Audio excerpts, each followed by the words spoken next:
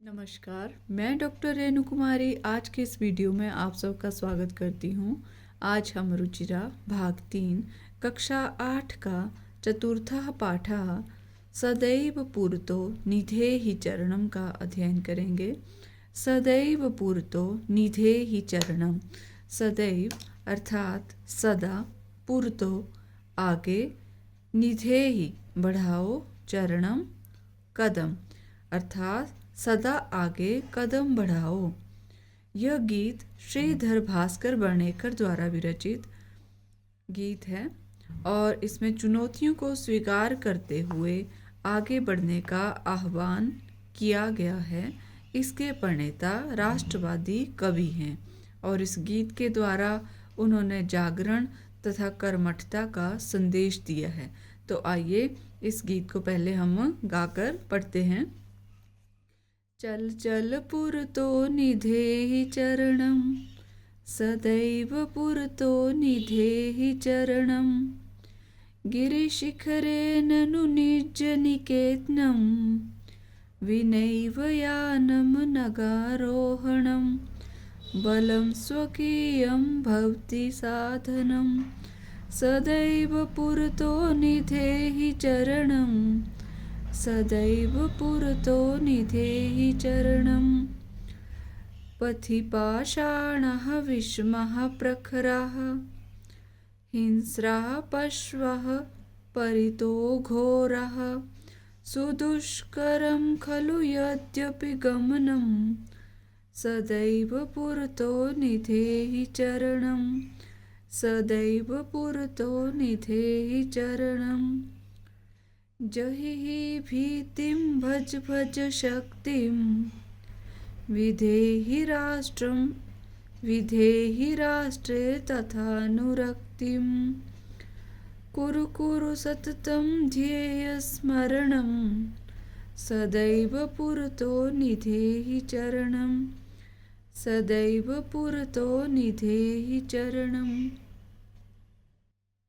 आइए अब हम इस गीत का अर्थ समझते हैं।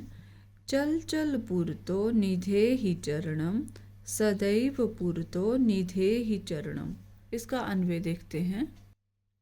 अन्वय है त्वं चल चल पुरतो चरणम निधेहि, सदैव पुरतो चरणम निधेहि।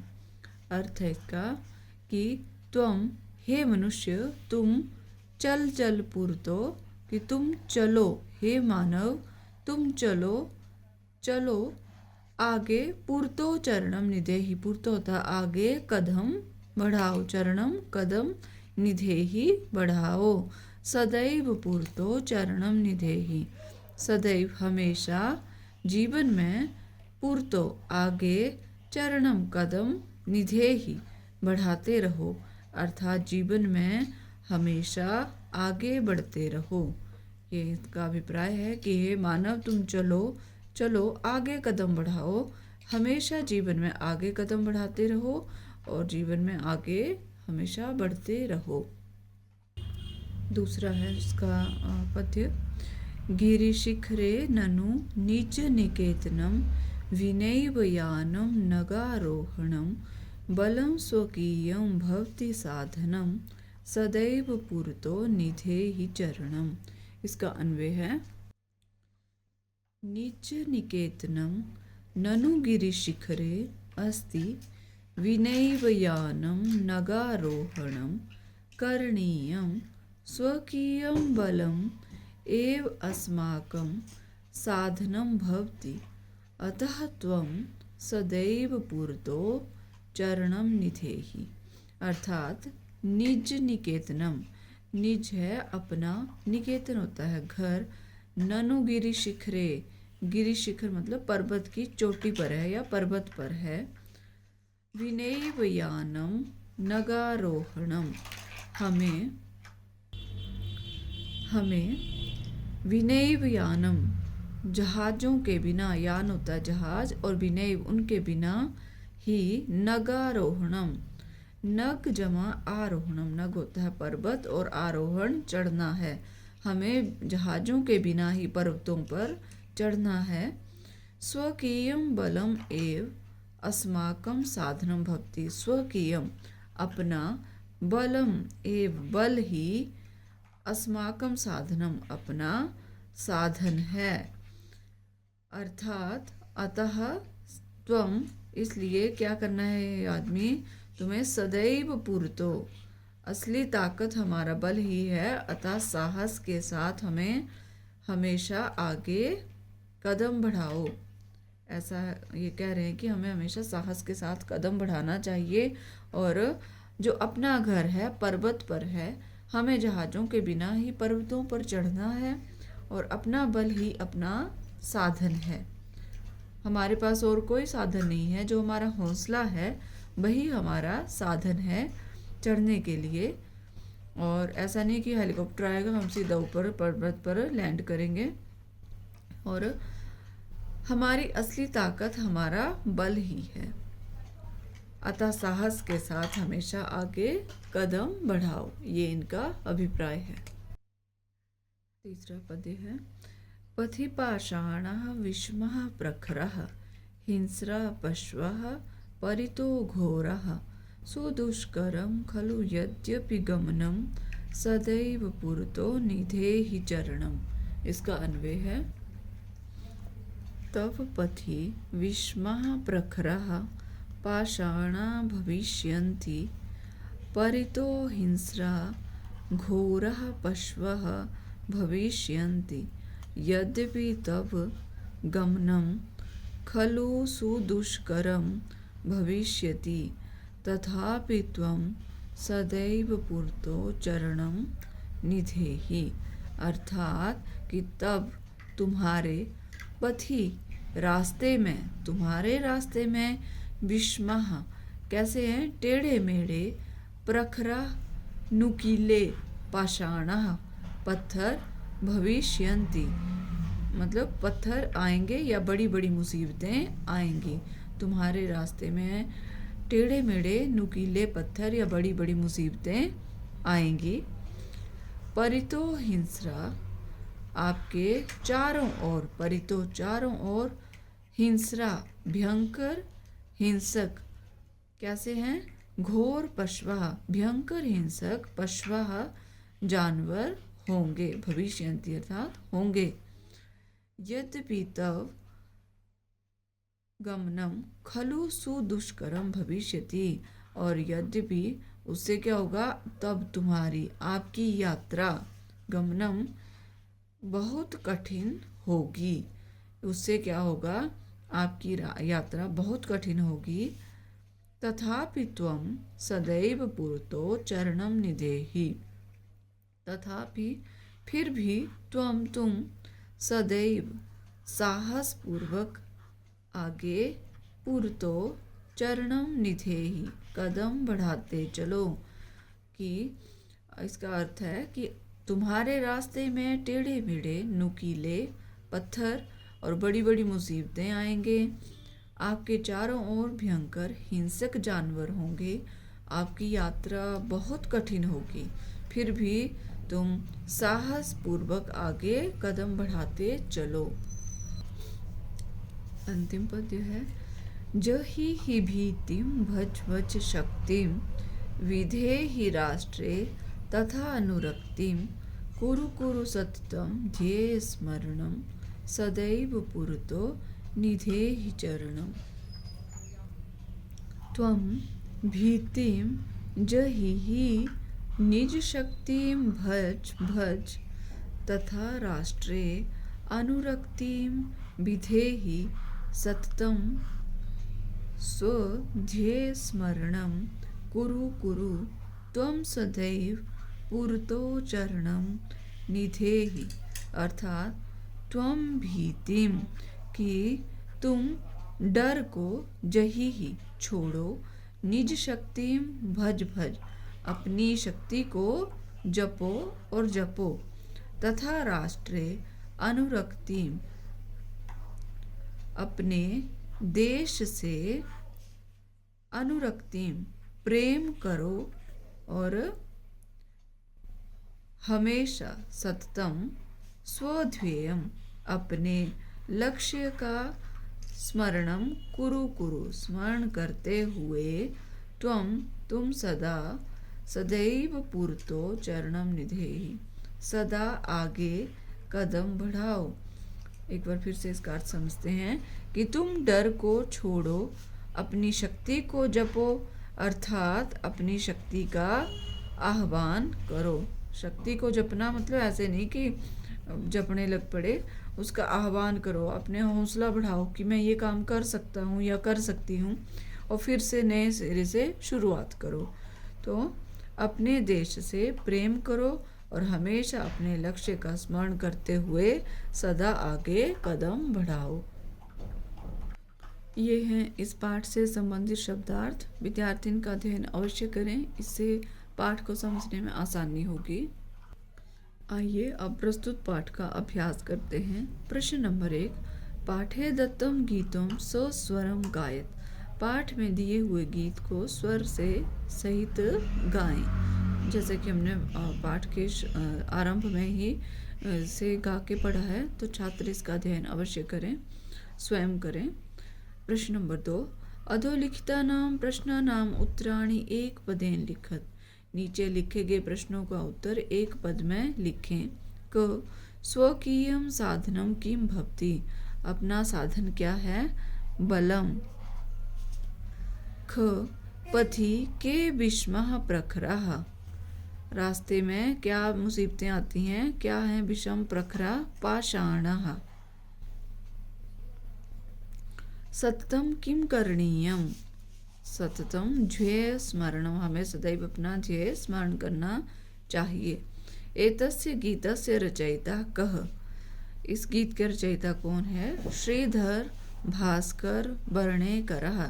श्रीधर भास्कर वर्णेकरः इस गीत के रचनाकार हैं, रचयिता हैं।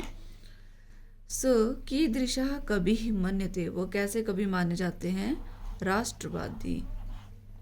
प्रश्न नंबर 3, मंजूषातः क्रियापदानि चित्वा रिक्तस्थानानि पूरयत। मंजूषा में दिए गए क्रियापदों को चुनकर रिक्त स्थानों की पूर्ति करें। ये मंजूषा है और उसमें क्रियापद दिए हैं निधेहि, विदेहि, विधेहि, जहिहि, देहि, भज, चल, कुरु।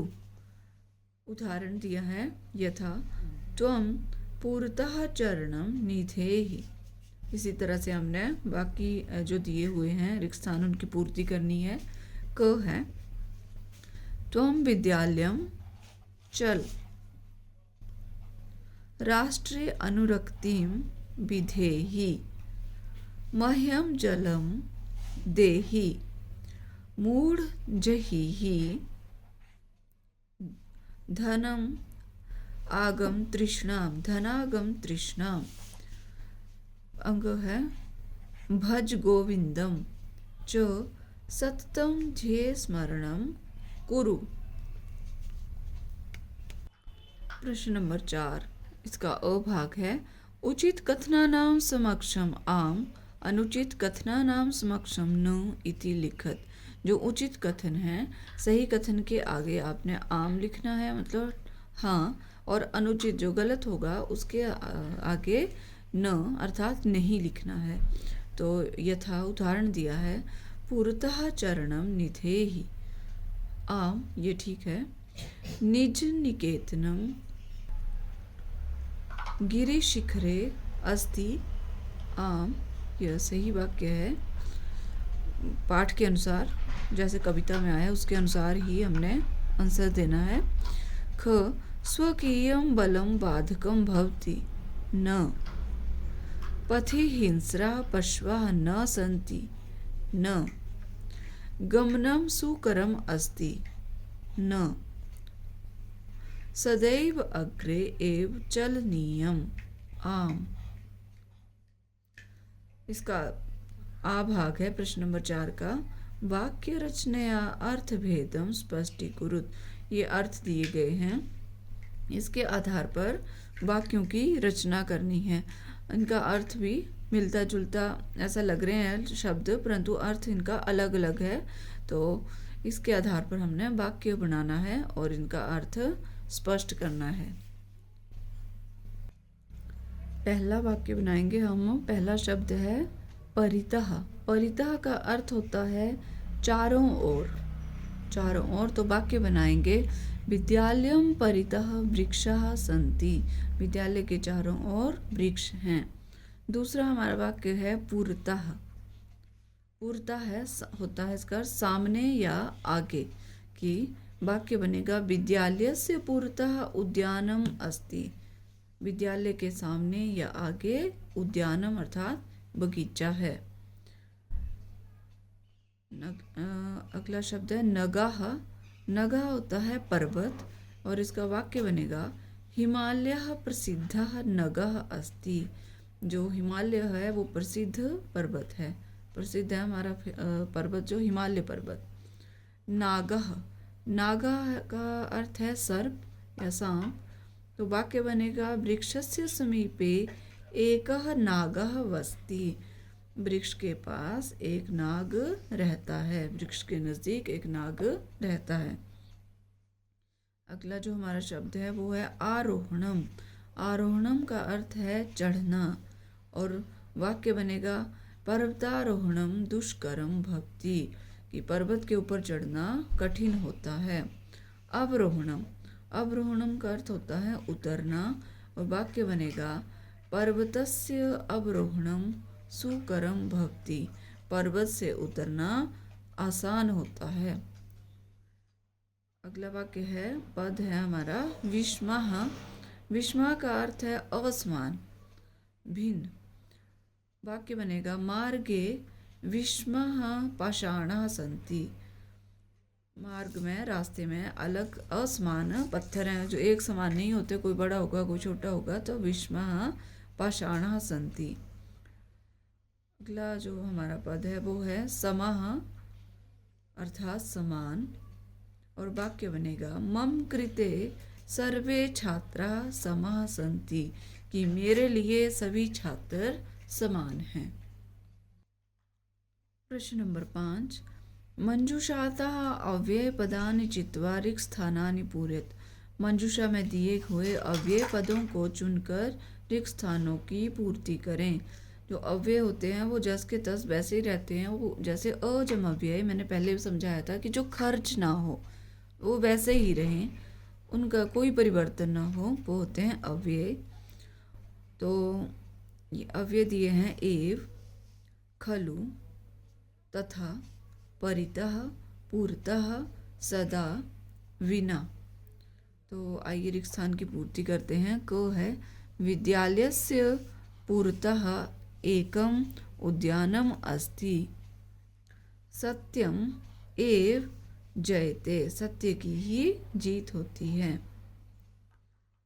किम भवान स्नानम कृतवान खलु। क्या आपने स्नान कर लिया है। सह यथा चिंत्यति तथा आचरति। वह जैसा सोचता है वैसा ही आचरण करता है। अंग ग्रामं परितः वृक्षाः सन्ति। गांव के चारों ओर वृक्ष हैं। विद्यालयं विना जीवनम वृथा। विद्यालय के बिना जीवन, क्षमा कीजिएगा, विद्यालय नहीं, विद्याम बिना जीवनम वृथा। विद्या के बिना जीवन व्यर्थ है। सदा भगवंतं भज। सदा भगवान का भजन करो। प्रश्न नंबर 6 विलोम पदानि योजयत। विलोम होते हैं उल्टा अर्थ, उनका योजन करना है। यहाँ दो ए और बी जैसे क ख मान लीजिए, ये दो भाग हैं। यहाँ पर जो है इन दोनों का आमने सामने विलोम से मिलान करना है, विपरीतार्थक से। पुरतः। पुरतः का अर्थ होता है सामने और पृष्ठता पीछे।